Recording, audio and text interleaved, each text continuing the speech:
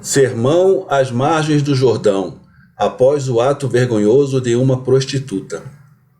As margens do Jordão, perto do Val, são exatamente como um acampamento de nômades nos dias atuais, quando as caravanas retornam às suas cidades natais. Tendas ou apenas cobertores são amarrados a 2 troncos de árvores ou apoiados em galhos plantados no chão, ou amarrados à sela alta de um camelo fixados, enfim, de alguma forma, para permitir que as pessoas passem por baixo deles e se protejam do orvalho, que deve ser igual à chuva nesses locais abaixo do nível do mar. Eles estão espalhados por toda a mata, formando uma moldura verde ao redor do rio. Quando Jesus chega com os seus discípulos perto das margens do rio, ao norte do val, os acampamentos vão despertando lentamente. Jesus deve ter saído da casa de Nick de madrugada, porque o sol ainda não nasceu e o lugar é lindo, fresco e sereno. As pessoas mais sérias, despertadas pelos relinchos, pelos urros, pelos gritos estranhos dos cavalos, burros e camelos, pelas brigas ou cantos de centenas de pardais e outras aves, entre os ramos dos salgueiros, dos canaviais, das altas árvores que formam túneis verdes, acima das margens floridas. Começam a sair furtivamente das tendas de cores alegres e descem até o rio para se lavarem. Ouve-se o choro de algumas crianças e as vozes doces das mães conversando com os filhos. Todos os sinais de vida revivem minuto a minuto. Da cidade vizinha de Jericó chegam todos os tipos de vendedores, com novos peregrinos, guardas e soldados encarregados de vigiar e manter a ordem durante estes dias, quando tribos de todas as regiões se reúnem e não se poupam a insultos e censuras, e são frequentes os roubos de salteadores de estrada, que se misturam com a multidão, disfarçados de peregrinos para roubar. E não faltam prostitutas que vieram na sua peregrinação pascal, isto é, para arrancar dinheiro e presente dos passageiros mais ricos e lascivos em pagamento por uma hora de prazer, o que neutraliza miseravelmente todas as purificações pascais. As mulheres honestas que entre os peregrinos têm maridos e filhos adultos, gritam como pegas, chateadas, chamando seus homens que observam as prostitutas extasiados. Ou pelo menos mães e esposas pensam assim. E as mulheres sem vergonha riem e dão respostas contundentes aos títulos que lhes são dirigidos pelas mulheres honestas. Os homens e os soldados em particular riem e brincam de boa vontade com as prostitutas. Alguns israelitas moralmente rígidos, ou apenas hipocritamente rígidos, vão embora indignados, enquanto outros fazem uso antecipado do alfabeto surdo-mudo, porque se fazem entender claramente com as prostitutas através de tais gestos. Jesus não segue o caminho reto que o levaria ao meio do acampamento. Ele desce até a margem do rio, tira as sandálias e caminha onde a água bate na grama. Os apóstolos o seguem. Os mais velhos, mais intransigentes, resmungam. E pensar que o Batista pregou aqui a penitência. Sim, e este lugar é agora pior que um alpendre nas termas romanas. E aqueles que se dizem santos não desdenham de se divertir lá. Você também os viu? Claro que sim, eu também tenho olhos. Os apóstolos mais jovens ou menos rígidos, como Judas de Cariote, que ri e observa com muita atenção o que se passa nos acampamentos, não desdenha a contemplação das belas mulheres atrevidas que vêm à procura de clientes.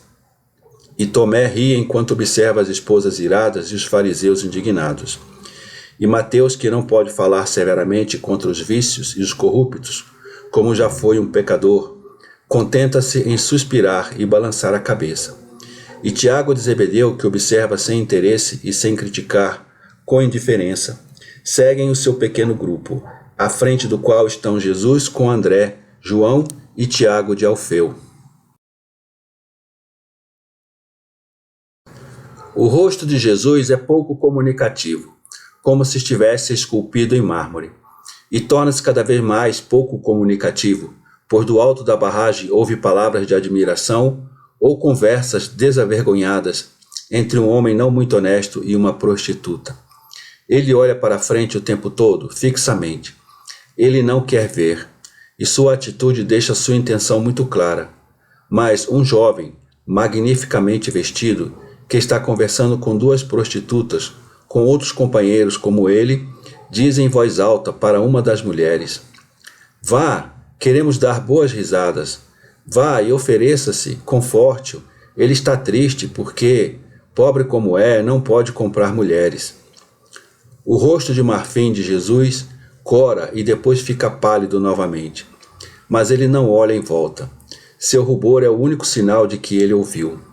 A mulher atrevida, com os colares tilintando alto e o vestido balançando levemente, solta um grito afetado e salta do barranco baixo para a praia, e ao fazê-lo, consegue mostrar muito de sua beleza secreta. Ela cai aos pés de Jesus e, com risadas vibrantes, seus lindos lábios, olhos e figura convidativos, ela grita: "Ó, belo entre os nascidos de mulher, por um beijo nos teus lábios, dou-me tudo, sem pagamento." João, André e Tiago de Alfeu ficam paralisados de espanto, escandalizados, e não conseguem fazer um gesto. Mas Pedro, ele salta como uma pantera e de seu grupo cai pesadamente sobre a infeliz, agora de joelhos e inclinada para trás. Ele a sacode, a levanta, a arremessa com um epíteto terrível contra o aterro. Depois a cobra para lhe dar o resto.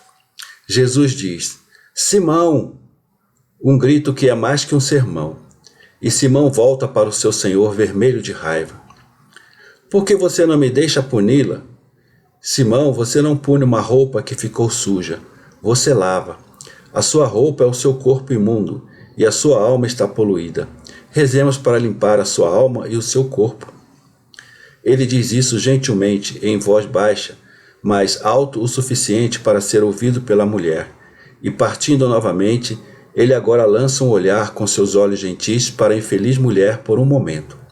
Apenas um olhar. Por um momento apenas. Mas todo o poder do seu amor misericordioso está nisso. E a mulher abaixa a cabeça, pega o véu e cobre-se com ele. Jesus continua o seu caminho. Ele está agora no val.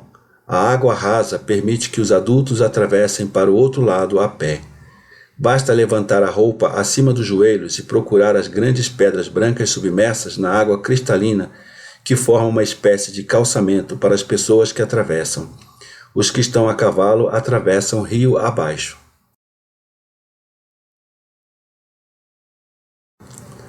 Os apóstolos charfudam alegremente na água até a altura das coxas, e Pedro não consegue acreditar que isso seja verdade, e promete aos outros e a si próprio um banho refrescante quando pararem na casa de Salomão, como compensação pela assadura de ontem. Eles estão agora do outro lado. Aqui também as multidões ficam ativas depois de uma noite de descanso, ou as pessoas se secam depois de caminhar. Jesus ordena: divulguem e informem as pessoas que o rabino está aqui. Vou me aproximar daquele tronco caído e esperarei por vocês lá. Muitas pessoas logo são informadas e se aglomeram para ouvi-lo. Jesus começa a falar. Uma triste procissão passa seguindo uma maca, na qual está um jovem que adoeceu em Jerusalém, e como os médicos o condenaram, agora é levado às pressas para casa para morrer ali. Todo mundo fala dele porque ele é rico e ainda jovem. E muitos dizem: deve ser muito triste morrer quando se é tão rico e tão jovem. E alguns dizem: Talvez sejam pessoas que já acreditam em Jesus. Serve nele direitinho. Ele não vai acreditar. Os discípulos foram até seus parentes e disseram-lhes: O Salvador está aqui. Se você tiver fé e pedir a ele, ele o curará. Mas ele foi o primeiro a recusar ir ao rabino. A crítica segue-se a pena, e Jesus se refere a isso para começar seu discurso. Paz para todos. Os ricos e os jovens certamente não gostam de morrer, quando são ricos apenas em dinheiro e jovens em idade. Mas aqueles que são ricos em virtude e jovens por causa dos seus hábitos puros, não lamentam morrer. Uma pessoa verdadeiramente sábia, desde a idade da discrição, age de modo a morrer em paz. A vida é uma preparação para a morte, assim como a morte é uma preparação para uma vida maior. O verdadeiro sábio, quando compreende a verdade de viver e de morrer, a verdade de morrer para ressuscitar, esforça-se de todas as maneiras possíveis para despojar-se do que é inútil e enriquecer-se com o que é útil, isto é, com virtudes e boas ações, para ter um suprimento de bens diante daquele que o convoca para julgá-lo, para recompensá-lo ou puni-lo com justiça perfeita.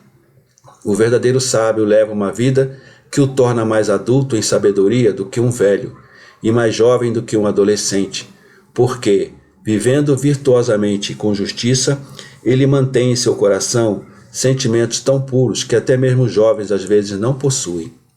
Como é doce morrer! O sábio reclina a cabeça cansada no seio do Pai, relaxa em seu abraço, e no meio da névoa da fuga da vida diz: Eu te amo, espero em ti, acredito em ti. Dizendo assim pela última vez na terra, para repetir então o jubiloso Eu te amo para todo sempre no brilho do paraíso. A morte é um pensamento duro? Não.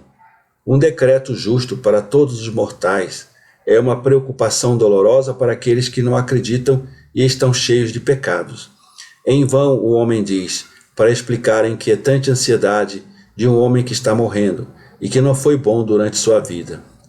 É porque ele ainda não gostaria de morrer, porque não fez nenhum bem, ou apenas muito pouco, e ele gostaria de viver para fazer as pazes. Em vão diz, se tivesse vivido mais, poderia ter tido uma recompensa maior, porque teria feito mais bem. Uma alma sabe, pelo menos vagamente, quanto tempo lhe foi concedido. Não há tempo em comparação com a eternidade, e a alma estimula todo o ego a agir. Mas, pobre alma, quantas vezes esmagada, pisada, amordaçada para não ouvir as suas palavras. Isso acontece com quem não tem boa vontade. Enquanto os homens justos, desde a infância, ouvem as suas almas, obedecem aos seus conselhos e são continuamente ativos, e os santos morrem jovens, mas ricos de méritos, às vezes no alvorecer da vida, e nem mesmo com o acréscimo de 100 ou 1000 anos, eles se tornariam mais santos do que são, porque o amor a Deus e ao próximo, praticado em todas as formas e com total generosidade, os torna perfeitos. O que importa no céu não é quanto tempo, mas como se viveu. As pessoas choram pelos cadáveres e choram por eles, mas os cadáveres não choram.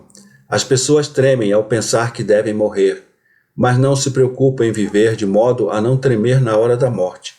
Por que as pessoas não lamentam e choram pelos cadáveres vivos, os verdadeiros cadáveres, aqueles que têm nos seus corpos, como nos seus túmulos, almas mortas? E aqueles que choram pensando que seus corpos devem morrer, por que não choram pelos cadáveres que carregam dentro de si? Quantos cadáveres vejo, e eles riem e brincam, mas não choram por si mesmos.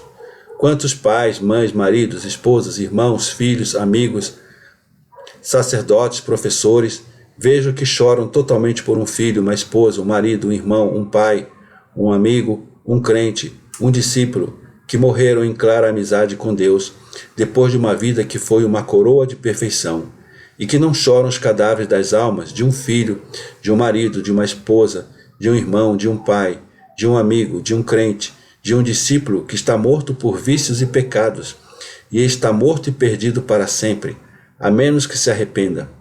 Por que não tentar reanimá-los? Isso é amor, sabe? É o maior amor. Ó lágrimas tolas pelo pó, que se tornou pó, idolatria dos afetos, hipocrisia de carinho. Chore, mas pelas almas mortas de seus parentes mais queridos. Tente trazê-los à vida. E falo em especial para vocês, mulheres, que podem influenciar tanto aqueles que amam. Consideremos agora juntos o que a sabedoria indica como a causa da morte e da vergonha. Não insulte a Deus fazendo mau uso da vida que Ele lhe deu, sujando-a com más ações que desonram o homem. Não insulte seus pais com um comportamento que jogue lama em seus cabelos brancos e cause tristeza violenta até seus últimos dias. Não abuse daqueles que o auxiliam, para que você não seja amaldiçoado pelo amor que pisa. Não abusem daqueles que os governam, porque não é rebelando-se contra os governantes que os países se tornam grandes e livres, mas é através da vida santa dos cidadãos que você obtém a assistência do Senhor, que pode tocar o coração dos governantes, ou remover dos seus lugares, ou mesmo da vida, como várias vezes demonstrou a nossa história de Israel, quando ultrapassam todos os limites e, sobretudo, quando o povo, santificando-se, merece o perdão de Deus, que assim tira o jugo opressor do pescoço dos cidadãos punidos.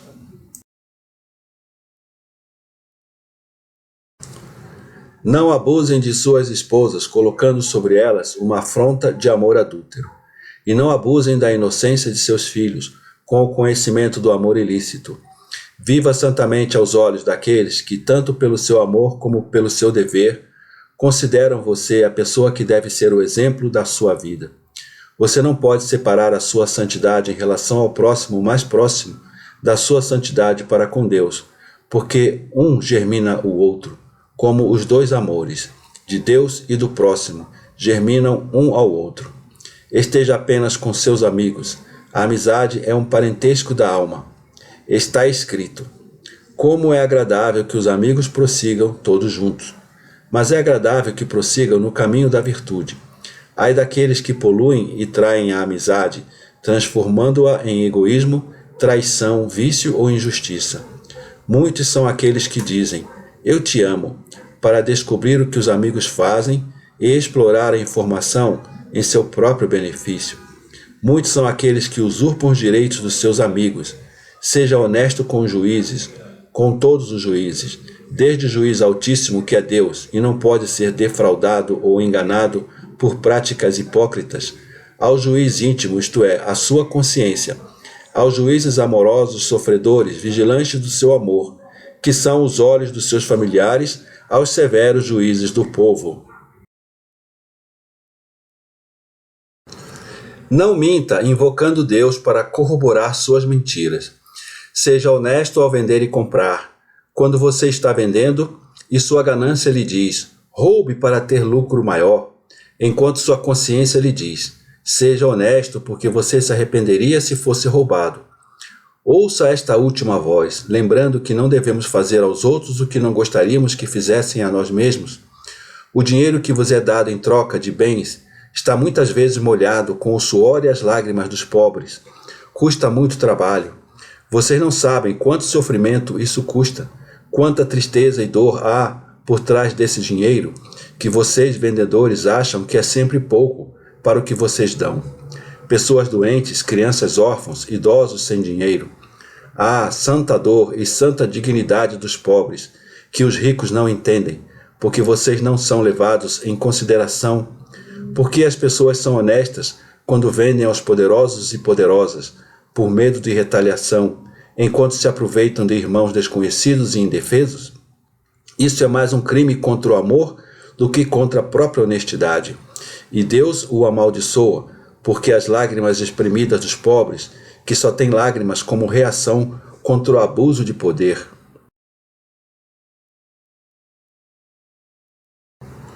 Clamam ao Senhor com a mesma voz que o sangue drenado das veias de um homem por um assassino, por um Caim de seu semelhante. Seja honesto em sua aparência, assim como em suas palavras e ações. Um olhar dado a quem não o merece ou negado a quem o merece é como um laço e um punhal. O olhar que encontra os olhos atrevidos de uma prostituta e lhe diz: "Você é linda", e responde ao seu olhar convidativo com assentimento, é pior do que o nó corrediço para um enforcado.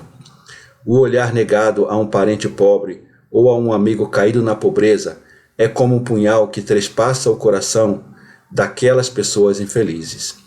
E da mesma forma o olhar de ódio ou de desprezo lançado ao inimigo ou ao mendigo.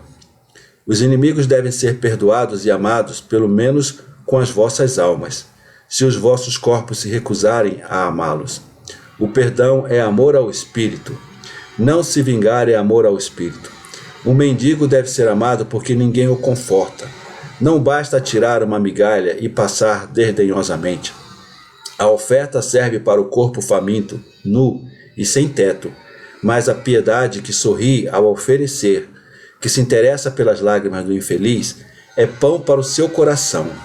Amor, amor, amor. Sejam honestos nos dízimos e nos costumes. Sejam honestos em suas casas, sem explorar excessivamente os servos e sem tentar a serva que dorme sob seu teto. Mesmo que o mundo não tenha conhecimento do roubo cometido no sigilo da sua casa, contra sua esposa desavisada e contra a serva que você abusa, Deus está ciente do seu pecado. Seja honesto ao falar, seja honesto ao criar seus filhos e filhas. Está escrito: fique atento para que sua filha não faça de você motivo de chacota na cidade. Eu digo, fique atento para que a alma da sua filha não morra. E agora vão, eu também irei embora. Depois de lhes dar provisões de sabedoria, que o Senhor esteja com aqueles que se esforçam para amá-lo. Ele os abençoa com um gesto, desce rapidamente da árvore caída e toma um caminho entre as árvores, subindo o rio, e logo desaparece entre a vegetação verdejante. As multidões fazem comentários animados com opiniões opostas. Os comentários desfavoráveis, é claro, são feitos pelos poucos escribas e fariseus que estão entre a multidão de pessoas humildes. O velho Ananias se torna o guardião da pequena casa de Salomão. A casinha de Salomão, que vi na visão da ressurreição de Lázaro em 1944, sem conhecer o seu dono, é uma das últimas casas da única estrada que leva ao rio. Nesta pobre aldeia que é ao lado uma pequena aldeia de barqueiros, onde as casas dos mais ricos ficam ao longo da estradinha poeirenta, e as demais estão espalhadas ao acaso entre as árvores dos aterros. Elas não são muitas, não creio que sejam 50 ao todo.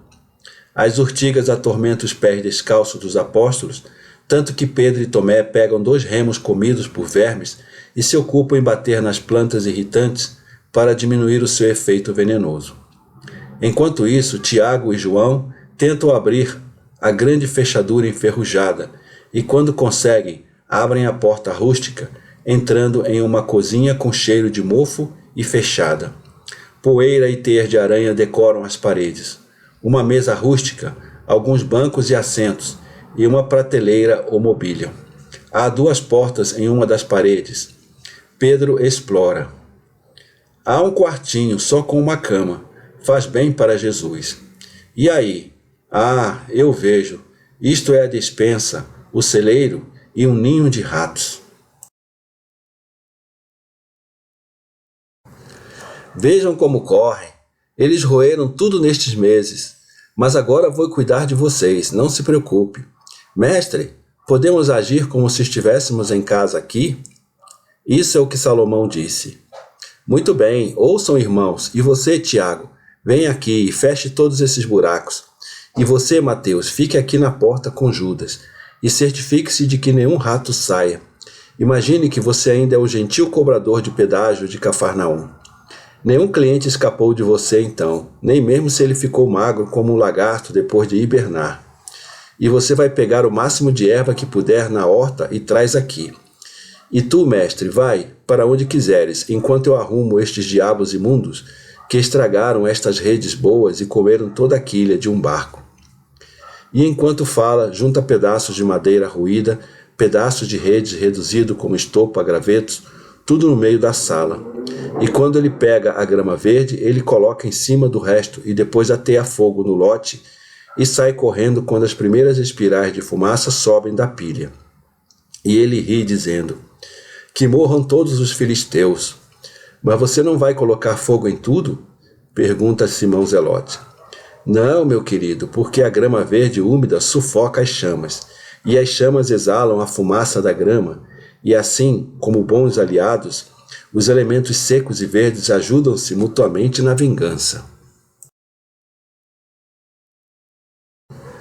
Você consegue sentir como isto fede? E em pouco tempo você ouvirá gritos. Quem me disse que os cisnes cantam antes de morrer? Ah, foi a Sintique. Os ratos também vão cantar em breve. Judas Iscariotes de repente para de rir e comenta: não conseguimos descobrir nada sobre ela e não ouvimos nada sobre João de Endor. Eu me pergunto onde eles foram parar. Certamente no lugar certo, responde Pedro. Você sabe onde? Sei que já não estão aqui para serem assediados pelas más intenções. Você já perguntou sobre eles? Eu já. Eu não estou interessado em saber onde eles estão. Estou bastante satisfeito pensando e rezando para que eles perseverem na santidade. Tomé diz: alguns fariseus ricos me perguntaram sobre eles. Eles são clientes do meu pai. Respondi que não sei. E você não está ansioso para saber? Não estou, e essa é a verdade. Ouçam, está começando a soltar fumaça. Mas vamos sair, senão também ficaremos sufocados. Diz Pedro, e a distração põe fim à discussão. Jesus está na horta e endireita os caules das leguminosas que rastejam no chão e que surgiram das sementes ali caídas. Você trabalha como jardineiro? Pergunta Felipe sorrindo. Sim, incomoda-me ver uma planta rastejar inutilmente quando está destinada a nascer em direção ao sol e a dar frutos. Um belo tema para um sermão, mestre, comenta Bartolomeu. Sim, lindo, mas tudo pode servir de assunto quando se sabe meditar. Nós também te ajudaremos, vamos. Quem descerá ao rio buscar canas para as leguminosas? Os discípulos mais jovens vão embora rindo e os mais velhos se ocupam em capinar cuidadosamente. Vê-se que é uma horta assim. Não há salada, mas há alho poró, alhos, vegetais, ervas finas e legumes. E abobrinhas vegetais, quantas delas? A videira precisa de ser podada e a figueira ser derrubada. Mas Simão, não vamos ficar aqui, diz Mateus. Mas viremos aqui com frequência. Ele disse isso, e não nos fará mal nenhum ter um pouco de ordem aqui. Olhe, há também um jasmim, coitado, debaixo desta cascata de abóboras. Se Porfíria visse esta planta tão abatida, choraria por ela e falaria com ela como se fosse uma criança.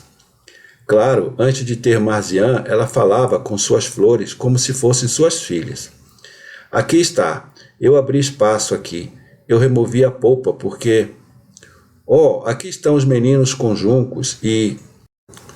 Mestre, há trabalho para ti, ele é cego. Na verdade, Tiago, João, André e Tomé entram carregados de juncos e Tomé está quase carregando um pobre velho, coberto de trapos. Seus olhos estão brancos de catarata. Mestre, ele estava tentando encontrar chicória nas margens e quase caiu na água. Ele ficou sozinho por alguns meses porque o filho que o guardava morreu e a nora voltou para a casa dela e ele vive como pode. Está certo, pai? É, sim. Onde está o Senhor? Ele diz virando os olhos velados. Ele está aqui. Você consegue ver aquela longa brancura? É ele. Mas Jesus se adianta e o toma pela mão. Você está sozinho, pobre pai? E você não consegue ver? Não, eu não posso. Quando pude, fiz cestos e potes para enguias e também redes. Mas agora consigo ver mais com os dedos do que com os olhos. E procurando ervas, cometo erros e às vezes sofro de problemas de estômago por causa de ervas nocivas. Mas na aldeia, são todos pobres e têm muitos filhos, e eu sou velho. Se um burro morre, lamenta-se. Mas se um velho morre, o que é um velho? O que eu sou? Minha nora levou tudo embora. Se ela tivesse me levado consigo, como uma ovelha velha, para que eu pudesse estar perto dos meus netos, dos filhos do meu filho.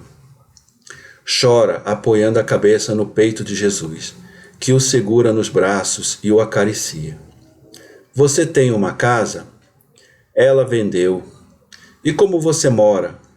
Como um animal. No início as pessoas da aldeia ajudaram-me, depois ficaram cansados. Salomão, neste caso, já não é da mesma raça, porque é generoso, comenta Mateus. Conosco, no entanto, por que ele não deu a casa ao velho? Pergunta Filipe. Porque a última vez que ele veio aqui eu tinha uma casa. Salomão é bom, mas já há algum tempo que as pessoas da aldeia dizem que ele está louco e já não fazem o que Salomão lhes ensinou, diz o velho. Você estaria disposto a ficar comigo? Oh, eu não me arrependeria mais dos meus netos. Mesmo que você permanecesse pobre e cego, você seria feliz apenas por me servir? Sim, um tremido sim, mas bem firme. Tudo bem, pai, ouça, você não pode viajar como eu, e não posso ficar aqui. Mas podemos amar-nos e fazer uma boa ação um ao outro. Você pode, sim, para mim, mas eu, o que pode fazer o velho Ananias? Você pode cuidar da casa e da horta, para que eu as encontre em bom estado quando voltar. Você gosta da ideia? Sim, eu gosto, mas sou cego. A casa, vou me acostumar com as paredes, mas a horta, como posso cuidar dela se não consigo distinguir uma erva da outra? Oh, quão lindo seria servir-te assim, Senhor, e acabar assim com a minha vida. O velho aperta as mãos contra o coração, sonhando com o impossível. Jesus se inclina sorrindo e beija seus olhos turvos. Mas eu estou começando a ver, posso ver, oh! Ele cambaleia de alegria e cairia se Jesus não o apoiasse. É, que alegria faz, diz Pedro com voz profundamente comovida. E a fome, ele diz que vive há dias de chicória, sem óleo nem sal, conclui Tomé. Sim, foi por isso que o trouxemos aqui, para alimentá-lo. Pobre alma. Todos eles exclamam com simpatia. O velho recupera os sentidos e chora. As pobres lágrimas dos velhos, tão tristes também quando são lágrimas de alegria. E ele sussurra. Agora posso servir-te, abençoado. E ele quer se curvar para beijar os pés de Jesus. Não, pai, agora vamos entrar e comer alguma coisa. Então lhe daremos uma túnica, e você estará entre filhos, e teremos um pai que nos receberá sempre que voltarmos, e nos abençoará toda vez que partirmos. Iremos procurar 2 pombas, para que você tenha sempre criaturas vivas ao seu redor. Obteremos sementes para a horta, e você as semeará no solo, e semeará fé em mim nos corações das pessoas daqui. Eu lhes ensinarei caridade, pois eles não têm nenhuma. Sim, também caridade, mas seja gentil. Oh, eu vou ser. Não disse uma palavra dura à minha nora quando ela me deixou. Eu entendi e perdoei. Eu li isso em seu coração. É por isso que eu te amei. Venha, vem comigo. E Jesus entra em casa segurando o velho pela mão. Pedro olha para eles e com as costas da mão enxuga uma lágrima antes de retomar seu trabalho. Você está chorando, irmão? Pedro não responde. André insiste. Por que você está chorando, irmão? Cuide da sua vida, as ervas daninhas neste caso. Se choro, é porque sei por quê. Diga-nos também, seja bom, dizem vários apóstolos. É porque estas lições, dadas assim, tocam mais o meu coração do que quando ele troveja imponentemente. Mas então vemos o rei nele, exclama Judas. E aqui vemos o santo. Pedro tem razão, diz Bartolomeu. Mas ele deve ser poderoso para reinar. e ele deve ser santo para redimir. Concordo no que diz respeito às almas, mas no que diz respeito a Israel, Israel nunca será Israel a menos que as almas se tornem santas. As opiniões conflitantes retrocedem e avançam. O velho sai com um jarro de água na mão. Ele está indo para a fonte. Ele está tão feliz por ser totalmente diferente do homem que era antes. Velho pai, ouça, na sua opinião, o que Israel precisa para se tornar grande? André pergunta a ele. Um rei ou um santo? Precisa de Deus, aquele Deus que está orando e meditando ali. Ah, meus filhos, sejam bons, vocês que o seguem, sejam bons, muito bons. Ah, que presente o Senhor lhes deu, que presente! E vai embora erguendo os braços para o céu, sussurrando. Que presente, que presente!